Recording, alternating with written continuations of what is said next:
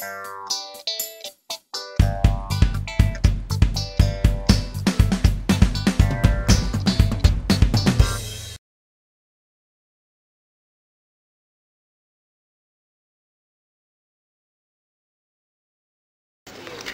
I think first of all, we really truly enjoying our stay here, the weather, people, I think everything been really exceptional, I would say.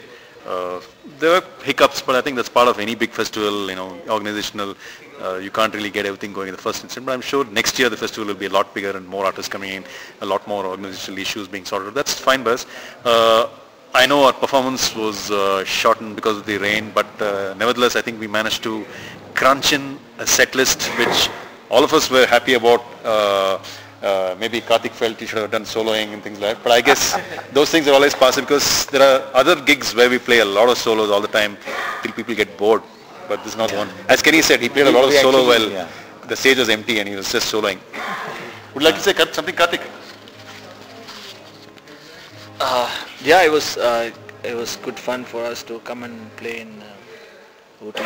The audience was fantastic, and we had a fantastic vibe on stage. Sound was good, so when we started just smiling at each other, you know, you feel it's more like a family on stage, and we have fun on stage, you know. It's not like a serious show, okay, let's go. We have fun and the audience gets it, and you know, it's fun. I really enjoyed it, and I'm for sure people enjoyed it. I think I'll leave that to Madhuri too. Story in a nutshell. I think it was not a planned kind of thing. We kind of share common interests, of course, and definitely a common ground where music is concerned. Then that's very important, I think.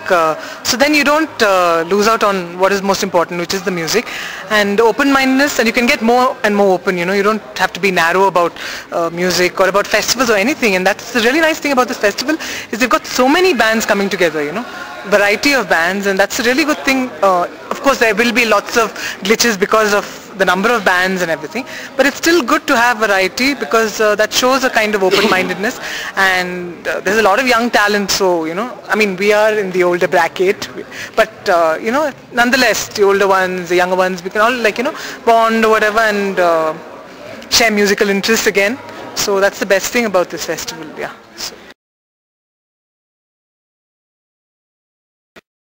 That's most difficult to say, but considering that all of us have spent, I think, about more than a couple of decades, and an average, even though there are two young members in the band who share our musical passions, we've really soaked in a hell of a lot of music, not just Western music, not just Indian classical or jazz, but a whole lot of other world sounds, and all of us share that newness. If we come across something new, we're willing to share with each other and explore the possibilities of saying, you know, how that sound can change our thinking or shape our thing.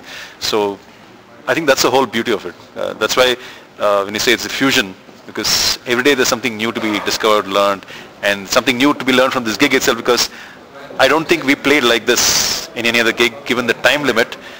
It is like a T20. Let's put it that way. If cricket is something parallel to what's happening.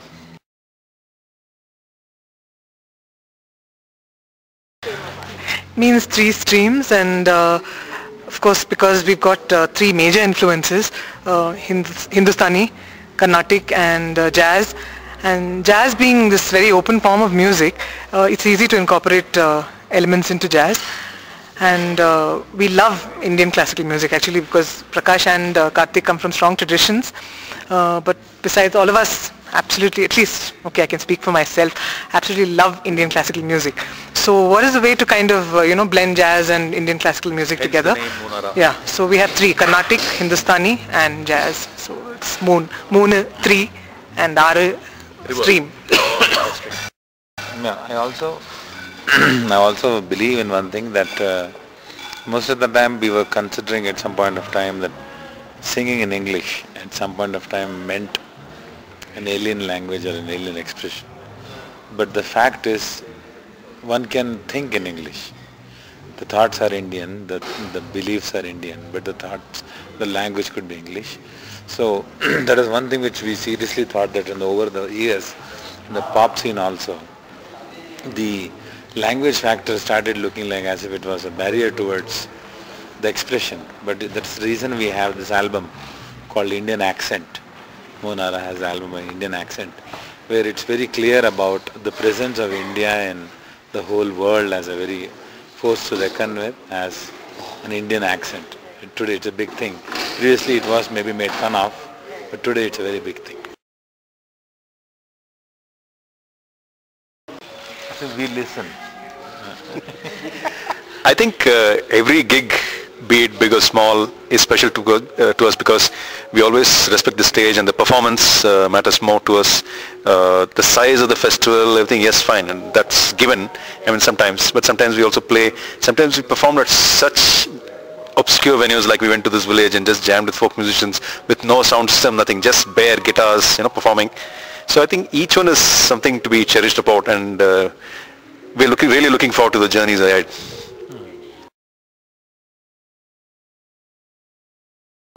We didn't really plan.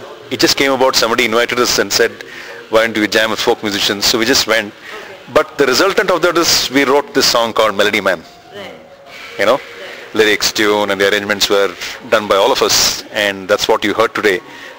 So I think each experience brings something new. It could or it may not, but it's always worth looking into it.